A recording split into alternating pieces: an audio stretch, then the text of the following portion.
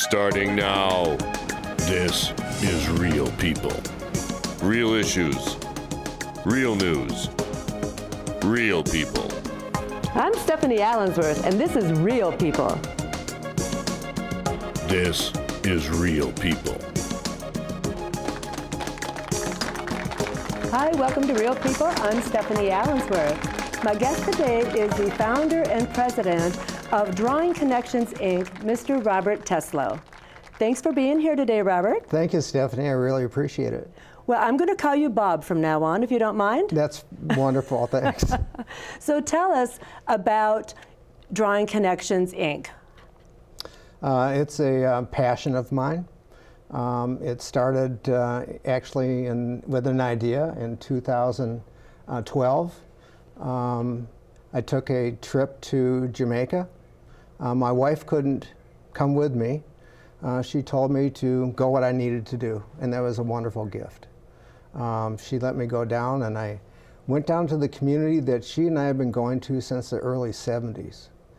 And that community had a local school, Robbins Bay Primary School.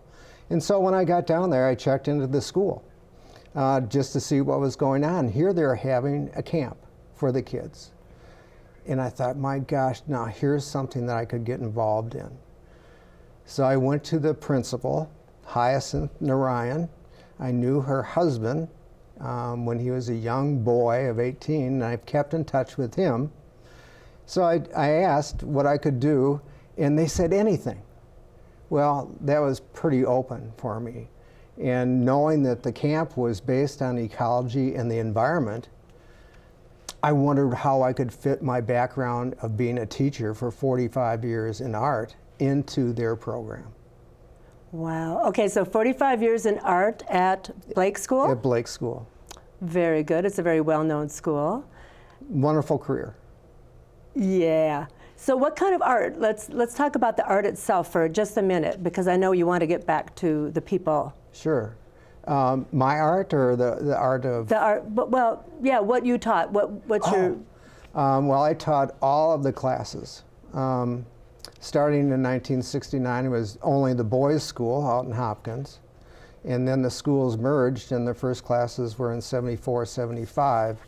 And that's when I moved myself in the upper school to the Northrop campus on Kenwood Parkway. Oh, okay. And then I was teaching all the classes, every one of the classes at that time. So I was painting, drawing, printmaking, ceramics, a crafts class. I had all the different programs. Finally, we needed more people to be teaching, and so we were able to get some great people, and then I started pulling back a bit. Ending my career teaching only photography and printmaking. Okay, okay. So, okay, going back to Jamaica, I'm just curious now, where were you in Jamaica? Well, it's a town called Robbins Bay, Jamaica. It's in the parish of St. Mary's. And logistically on the island, where is that? Well, north, south, east, west? Yeah, let's say north coast, more like northeast part of the island. Okay. Directly north of Kingston, Kingston being on the south coast. This community being on the north. It's close to Anato Bay, which is the largest small town in the area.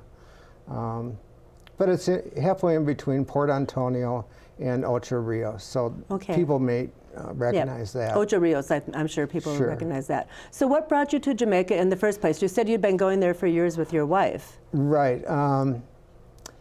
It was just a trip that I took spring break in the summer of 1972. Went down with a local family that had property in the area. And so I continued to keep going back to that same place, the same property. In Robbins Bay is a community that was just a few miles away from where I was staying, and that whole town was really supported by the agricultural aspect of Greencastle Estate. That was the name of the property that I stayed at. So this whole little community of Robbins Bay was engaged in agriculture at that plantation. Okay, so it was a plantation. Right, it was a working plantation. And what kind of crops? Well, they had pimento, sugarcane, cattle. Did they do coffee too? I mean, No, I know coffee Jamaica. isn't part of that. That parish isn't where the coffee comes from. Okay. That's Portland. Okay. So that's a little bit further east toward the Blue Mountains. Right, Blue Mountain Coffee. Yeah, Sure. yeah.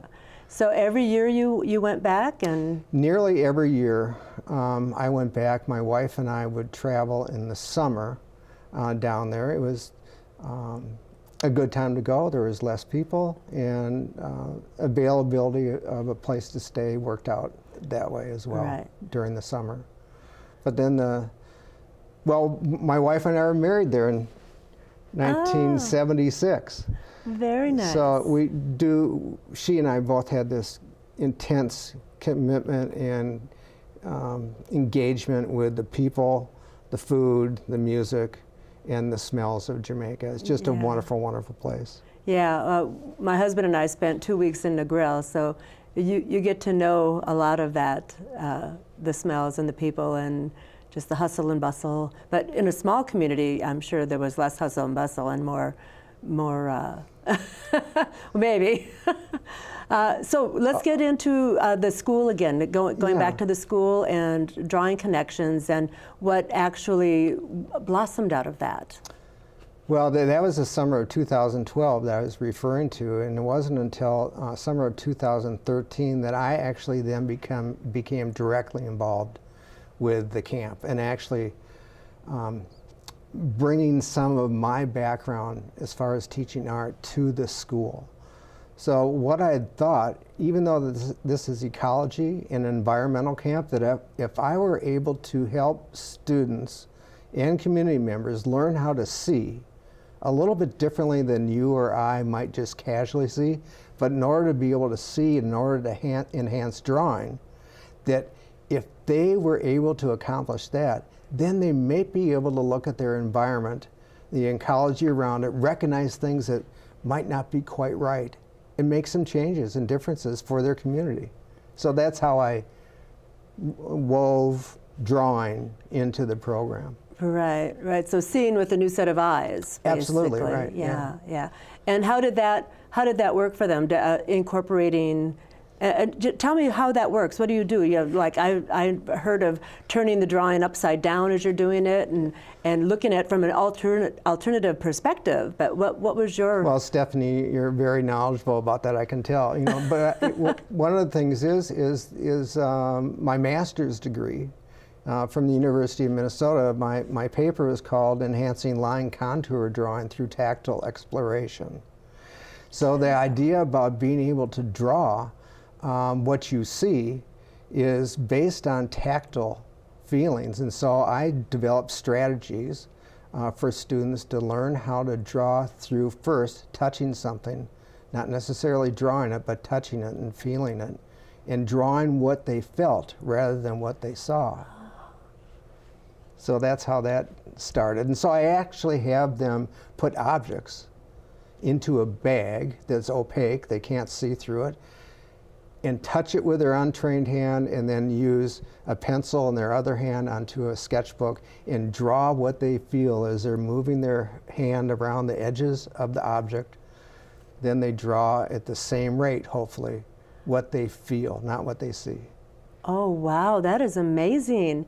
And does it help to be ambidextrous or anything? I mean, do they have to be? Or, I mean, does it really shine if they do? No, what it is just bringing in another sense. Right. And touch being a very, very important one for us all. Bringing that together with the idea of how the pencil is going across the paper and having that sense of place and space is very helpful for the student to be able to take a look and draw what they are feeling rather than what they're thinking, or drawing what they're seeing rather than what they're thinking. So in order for us to draw, we need to really be able to see well and not base it on something that we've experienced before and have a kind of a map of it in our head. That is so cool. I mean, I'm trying to envision what that would be like without being able to actually see it, so I have to use the old mind's eye. It sounds so cool, but I was thinking it would be like what happens when a blind person touches someone's face and they they get an idea for what the person would look like, I guess, in their mind's eye by touching. Is it similar to that? Well, yeah, I think it is. And then it's so much more intimate as far as making a connection between people and objects when you're just looking at that one thing, like a person next to you, like we're this close together, Stephanie, and we're drawing each other. We're making a real connection. And that's what I wanted to make sure that I did with students, not only students at Blake, but also students in Robbins Bay. I mean, I saw a lot of students at Blake going on wonderful trips around the world, and they'd come back with really great experiences, and yet I thought they probably could get more out of their experiences rather than playing football, soccer.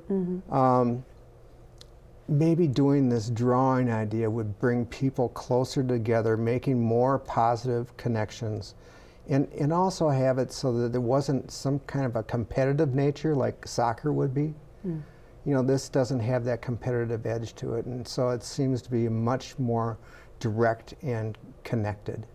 Wow, that's why they call it Drawing Connections, That's right? why they call it Drawing Connections, right? So I can just imagine the looks on their faces when they pull out their object and see what it really is compared to what they draw. I mean, does it really just tickle them that they're doing this, or do they surprise themselves a lot? They do surprise they surprise you? They surprise me, they surprise themselves, and they surprise their peers and their family members. So after I give them some instruction, I ask them to take that instruction and bring it home and instruct someone in the home, either a sibling or a parent or grandparent, someone else, so that they are taking what they have learned, been engaged in the classroom, and bringing it home to share it with other people. Okay. Sharing is an important aspect of this whole thing as well. Right, that's beautiful, that's beautiful. So do you go outside of Jamaica as well to other places, other countries? Well, I have traveled since my wife passed away. I'm sorry to hear that. Thank you. I have made some sojourns. And I recognized at that point, going to South America, that when I'm out drawing on a beach, people are watching and seeing what I'm doing. And a young boy, about the age of 10, and that's the age I work with in Jamaica, 10 and 11, they are fifth graders. He was watching me draw, and I put my things away, and he came back and indicated to me that he wanted to draw. I mean, I could see this. We didn't speak the same language, but there was a connection that we were making. And it was actually through this drawing thing that he saw me doing. And so when he came up to me and gestured this idea about drawing, I said, no, you're going to be doing the drawing, and I want you to use your eyes to draw what you see. And you know what? This young man picked up the pencil and the paper and was just totally engaged with this process. So, Stephanie, I know that this drawing connections with people can happen anywhere. There's no doubt about that. Is that a goal then, to take it on a road show, if you will? Well, I'd like to take it to different places, absolutely. Robbins Bay Primary School has really been a wonderful pilot place that I've not only done the drawing aspect, but I've done some painting as well.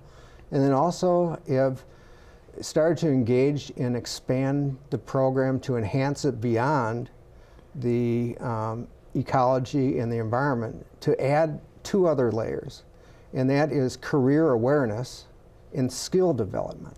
So on this foundation that the camp was based on, I've added the two other aspects so that students have an opportunity to find out what it really takes if they want to be a pediatrician. And so all these kinds of things came up because I started doing interviews with not only the Robbins Bay fifth graders, but also classes of fifth graders in Minneapolis as well. And I started out with Blake School at their Hopkins campus, and then I went to Anderson Elementary and worked with them. And then I came back to Blake, working with this exchange of interviews using the same prompts, Stephanie, so that students had an opportunity then when they viewed them to be able to make some comparisons. Recognize that indeed there are some similarities between us as people 2,000 miles away, or themselves as young kids 2,000 miles away, and there are some differences too. And that's what makes us really human, to be able to do that. So we're talking about critical thinking skills here as well. So that's all part of the program. So do they have an opportunity to sell some of their artwork as well? And, or do you do any type of exhibit where people can actually come and see it? Yeah, interesting. I just this year we're starting to exchange artwork. So I'll be bringing down this April artwork from Blake 5th grade class from Highcroft campus. They also have written artist statements so that the students in Jamaica can also read the statements and gain some understanding through that. Students in Jamaica will be responding to those in written form and then bringing back artwork that they produce in Robbins Bay, and I'll be bringing that back to the Highcroft kids. So this they can share each other's work and see each other's work. Right. Now you might ask, why don't we do this electronically?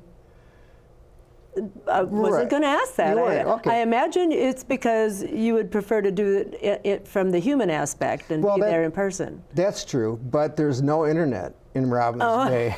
And so okay, good answer. Yeah, it's very, very difficult to do that. I mean, the things I have found that have been interesting that are similar, that are barriers, that are difficulties. I mean, families around the world are really quite a bit the same. So when I'm saying, who do you live with?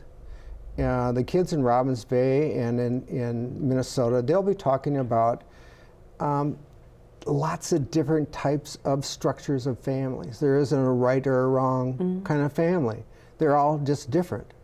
But what was somewhat humorous was that when the kids from Jamaica would listen to the American kids talk about who they lived with in their families, they would list their brother and sister, mother or a stepfather or however it might be, but then they'd also list their pets, especially their dogs. So then when I brought these down to Jamaica and would show the Jamaican kids, all of a sudden there's a lot of laughter going on when the dogs were mentioned. And I couldn't quite figure it out, and yet all of a sudden, oh my gosh, dogs are not part of the family in Jamaica. They're not indoor pets. There's a lot of dogs outside. I see. But not indoor pets. So that, that was a little fun thing that the kids at Blake and at Robbins Bay have picked up on. Yeah, oh my gosh, they're living with their pets. And they actually let them in the house. Right. Let alone on the bed. They live with us and sleep with us and eat with us. Right, yeah, exactly. yeah. It is foreign. It's a foreign concept to people who never lived like that. True. I imagine they come here and think, what's wrong with these people? Those animals belong outside. But we're in Minnesota. You can't leave your pets outside. No, that's been difficult. Yes, this winter. Right. Yeah, this winter in particular. But so, what else have you? Are you?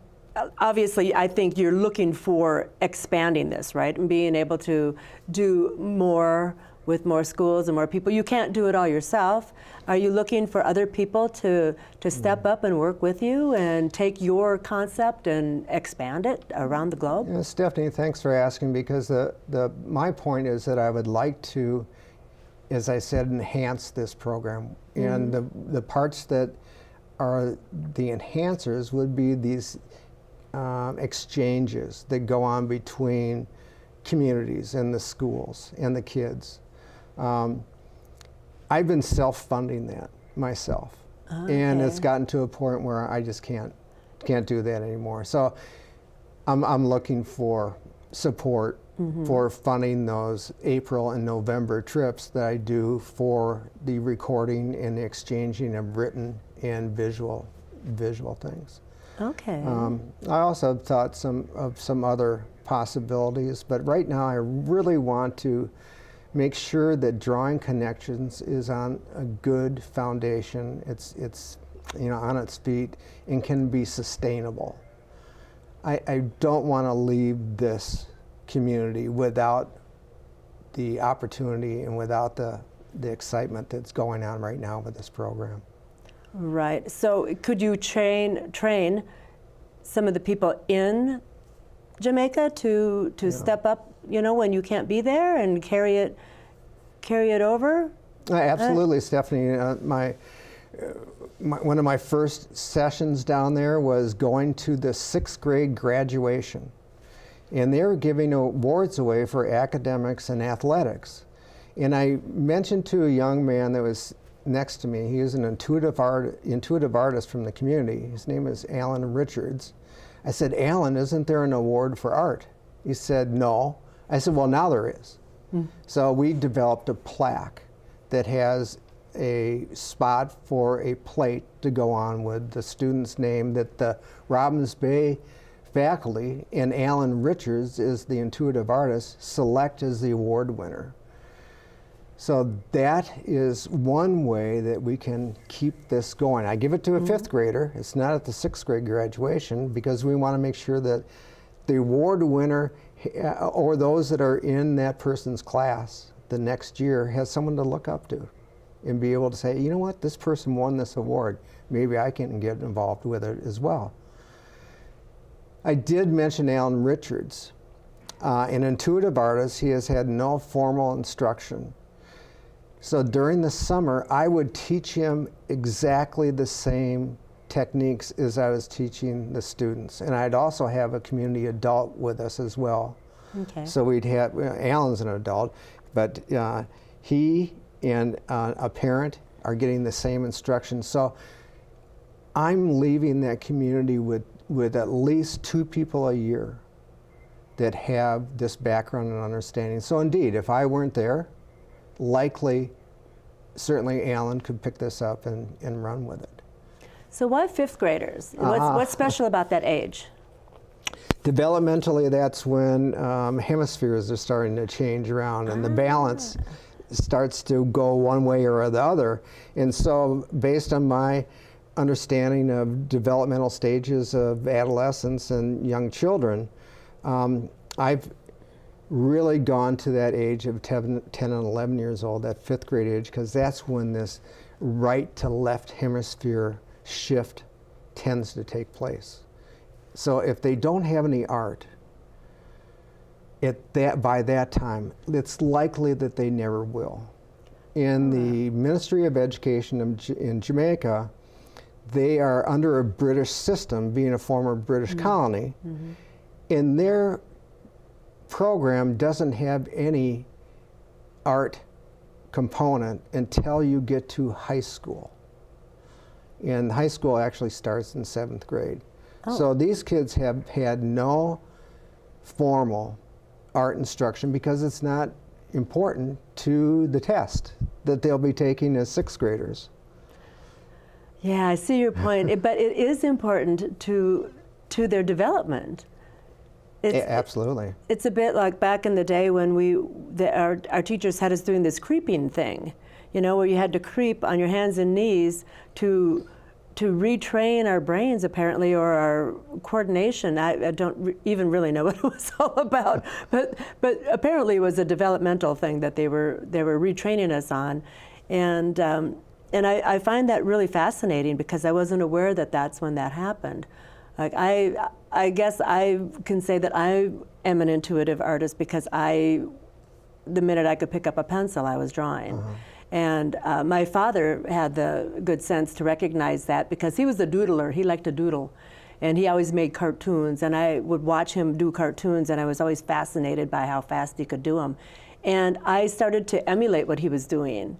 And then one day he went and bought me a whole set. I think I was 7, and he bought me a whole set of colored pencils and a big tablet. And that's when everything took off for me. And I haven't drawn much lately, but it's something that I'm very, very in tune with. Well, Stephanie, you're fortunate to have a parent that really supported what you were doing. Yeah. I know that there's been a lot of stories about first marks. I like to think about first marks and how you might become aware of your first mark. I do recall my first mark, and it was on a wall in my home, and I was a very young boy, and I wasn't scolded. Oh. I was given paper to be able to make my second mark on. So it really worked out well. So by mark, you mean you started drawing Actually pictures. made a mark, you know, and how important is it to recognize as an individual that you have an effect on your environment by making a mark. It's very crucial. Yeah, it's kind of hilarious. I have a book that was given to me, I think, for my 7th birthday as well, and I drew pictures in it. It was a big book, and I drew a picture of myself with an arrow. It's like, this is me. And just really silly stuff. Oh my goodness, this is just awesome. Oh boy, we got to wrap it up a little bit here because we're getting a little low on time. But I want everyone to know out there in the audience that's watching and will be on YouTube that you could stand some donations, and we're going to be putting up your site for the 5013C so that you can get some donations, and hopefully we can facilitate getting you going. Okay, and on that note, I gotta say thank you for being here with us today. Real People, I'm Stephanie Allensworth. Thank you so much, Bob. Thank you. So much. Thank you, thank you, thank you. God bless. God bless you. My goodness. That's the first time they're like, 5 seconds.